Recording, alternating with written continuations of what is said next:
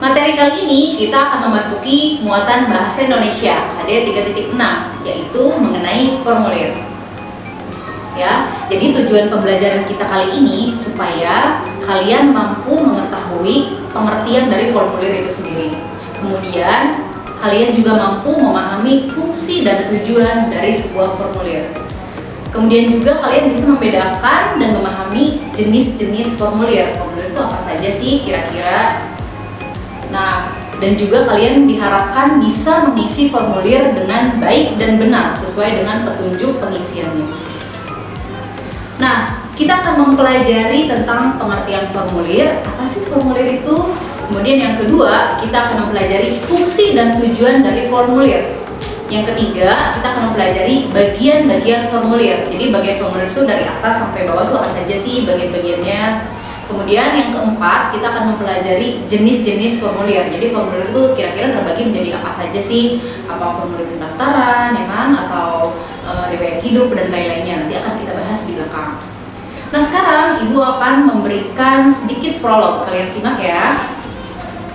Banu sangat tertarik untuk mengikuti lomba pameran pembuatan mainan yang terbuat dari magnet di negara-negara ASEAN.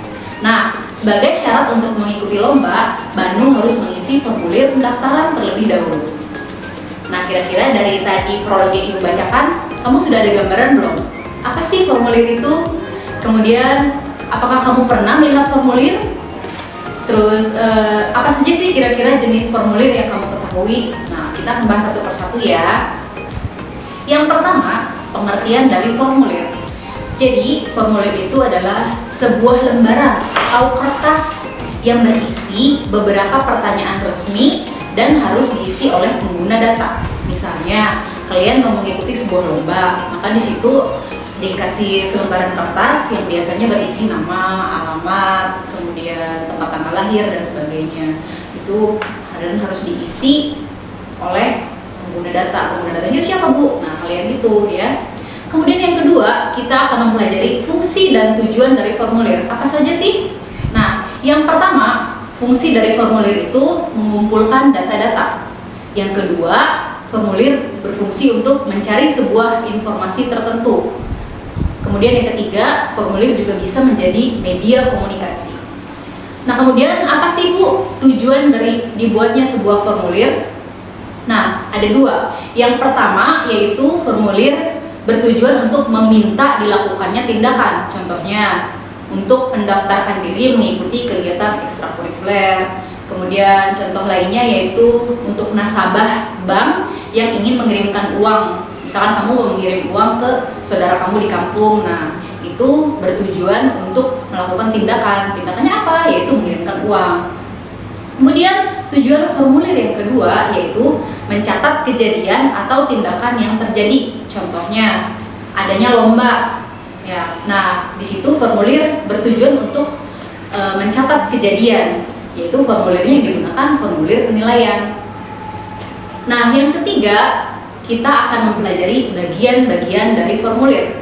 Nah, bagian-bagian formulir terdiri dari kepala, badan, dan penutup. Kepala itu biasanya berisi nama lembaga, misalkan SDN Kembangan Utara 12 Petang, ya seperti itu.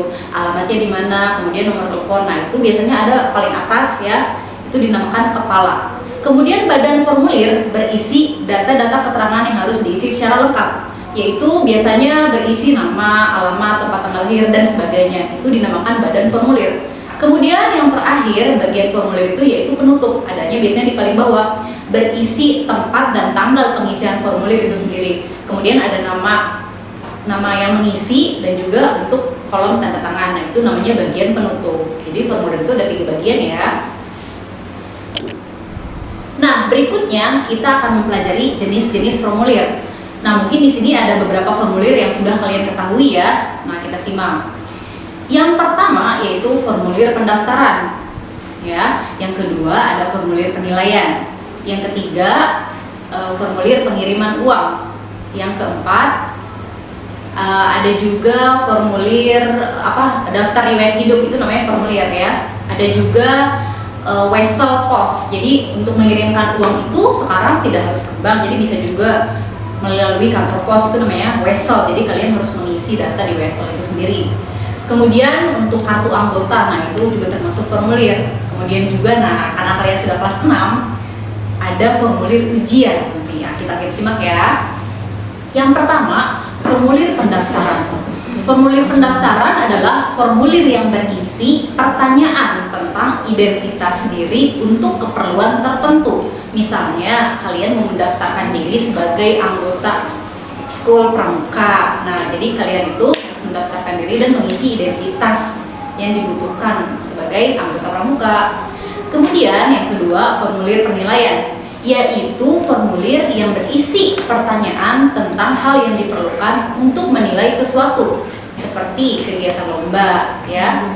Kemudian yang ketiga, ada formulir pengiriman uang, yaitu formulir yang berisi pertanyaan tentang informasi nasabah bank yang ingin mengirimkan uang kepada nasabah lainnya. Jadi biasanya ada nomor rekening, ya kan, terus kemudian alamat dan nominal uang yang ingin dikirim, seperti itu. Kemudian ada juga formulir wesel pos. Nah, jadi wesel pos itu bentuknya kertas, ya, termasuk juga dalam jenis formulir yang berguna untuk jasa mengirimkan uang melalui kantor pos. Jadi mengirim uang itu tidak harus melalui bank, bisa juga kalian mengirim melalui kantor pos dengan mengisi formulir yang dinamakan wesel. Kemudian ada juga formulir ujian, ya, yaitu formulir yang diberikan kepada setiap peserta ujian yang di dalamnya terdapat data diri seperti nama, tanggal lahir, tanggal ujian, nomor peserta ujian, terus pelajaran yang diujikan, dan juga jenis ujian, apakah itu ujian sekolah, apakah itu ujian nasional, ya. Biasanya kalian kelas 6 ini ada mengisi formulir, yaitu formulir ujian untuk nanti di akhir tahun sebagai ujian kelulusan, seperti itu. Nah, di sini akan Ibu berikan contoh formulir pendaftaran. Ya, jadi formulir pendaftaran ini hanya contoh, ya, tidak baku. Jadi bisa disesuaikan dengan pendaftaran apa yang akan kalian jalani gitu. Misalkan biasanya berisi nama di sini, terus kemudian alamat, tempat tanggal lahir, terus kemudian pendaftaran apa sih? Misalkan pendaftaran anggota perpustakaan atau pendaftaran sebagai peserta ekskul tari, ekskul pramuka, dan lain-lainnya. Kemudian berikutnya, Ibu akan memberi contoh tentang formulir penilaian. Jadi formulir penilaian itu digunakan untuk menilai kejadian sesuatu. Misalkan ada lomba membaca puisi. Nah, di situ terdapat nama siswa, ya, nama siswanya, terus kemudian kriteria yang diujikan. Nah, kalau dalam lomba puisi yang diujikan itu apa? Lafal, intonasi, seperti itu, ya, ekspresi, dan lain-lainnya. Nah, di situ ada bagian, tadi kalian masih ingat kan bagian-bagian dari formulir, yaitu ada kepala, badan, dan juga penutup.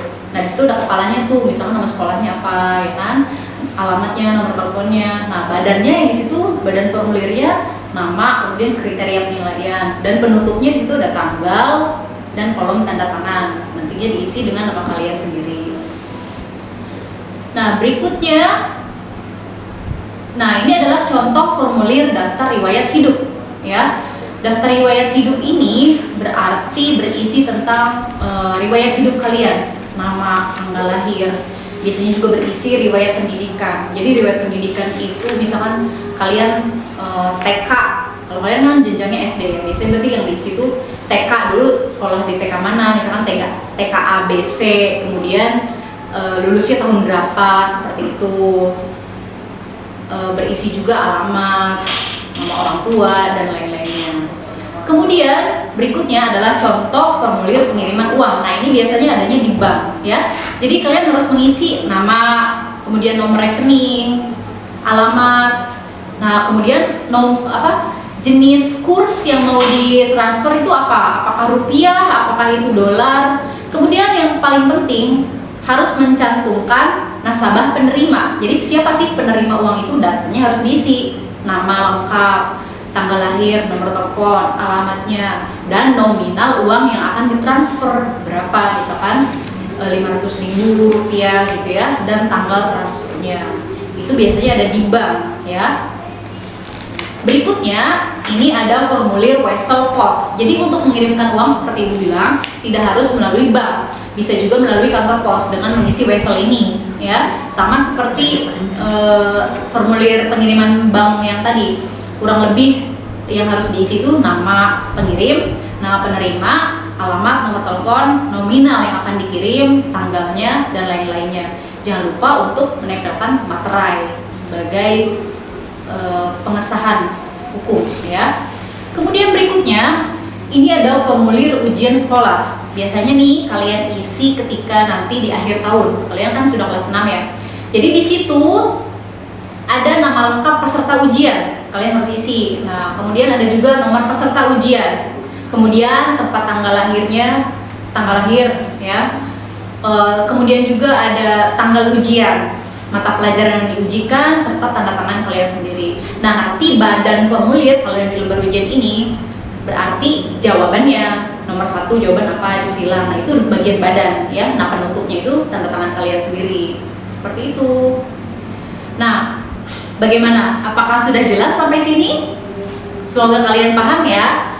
Nah, sekarang Ibu punya soal evaluasi untuk kalian kerjakan. Di sini Ibu sudah menyiapkan 5 buah soal. Kalian Ibu beri waktu 3 menit untuk mencatat soal ini. Sekian materi yang dapat Ibu sampaikan. Seperti biasa, kalian bisa mengerjakan soal. Jika sudah selesai, kirim fotonya melalui Classroom. Nanti akan Ibu nilai di sana. Terima kasih. Wabillahi taufiq wal hidayah. Wassalamualaikum warahmatullahi wabarakatuh.